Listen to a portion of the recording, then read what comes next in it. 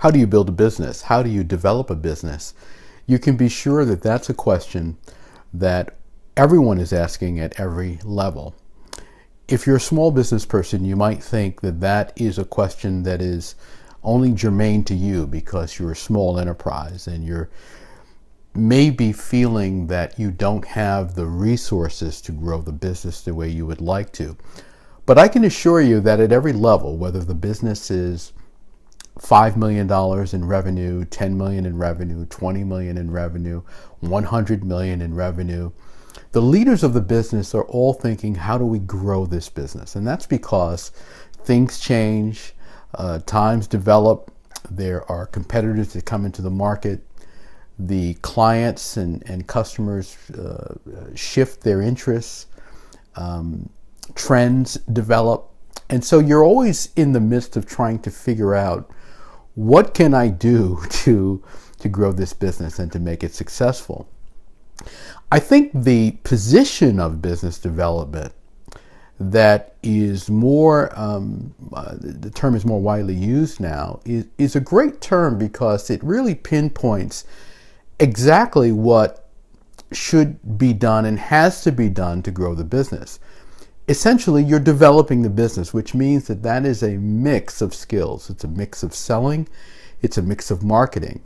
It's essentially creativity, freedom for an economic result. What you're looking at all the time is using your freedom, using your creativity to create a positive economic result. Now that's whether you work for a small business, a big business, a startup tech firm, a financial services firm, a credit union, a luxury enterprise, whatever you're doing in the business development role, you're looking to use your freedom and your creativity for an economic result. So it's the idea there is to keep your ears and your eyes open, keeping your senses tuned, being aware of what's happening in the marketplace, staying out there, staying connected, building connections, building a network, establishing a relationship with that network, being in ongoing dialogue, and understanding that it's an ebb and flow, and you're looking for moments and opportunities where you can get an opportunity that you can build your business and potentially help someone else at the same time. In fact, I mean, really that is the objective, is you want to help them. That's your priority, and the byproduct of that should be helping your business. And so the way you approach business development is you are proactive. You're proactive and you are always making calls. You are knocking on doors. You're dropping into enterprises. You're joining organizations. You're attending meetings. You're listening to the radio. You're watching television. You're looking at billboards. You're reading magazines. You're looking at trends. You're listening to conversations. You're constantly aware of, is there an opportunity here to grow this business? Is there an opportunity here to do something that can have the impact? Some of the deals that I've done over the years that have been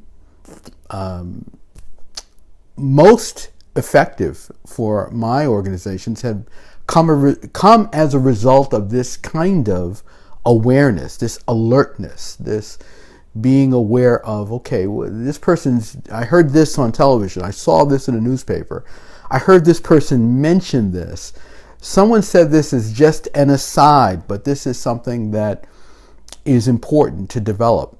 And you have to believe in these little kernels. I mean, I think that one of the difficulties that business development people have, and entrepreneurs in general have, is believing in this little kernel, this little tip that there may be something there.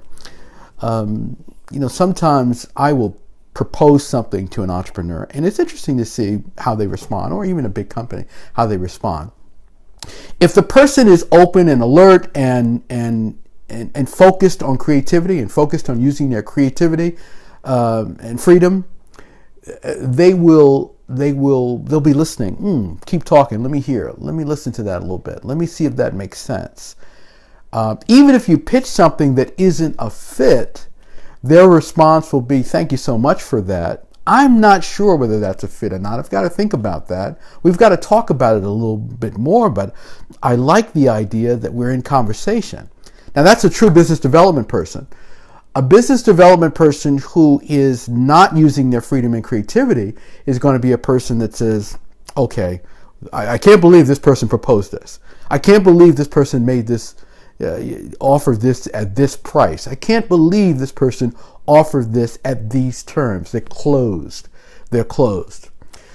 So what I'm saying to you is that if you want to grow your organization, whatever kind of organization you have, you've got to be open. You've got to be receptive. You've got to be creative.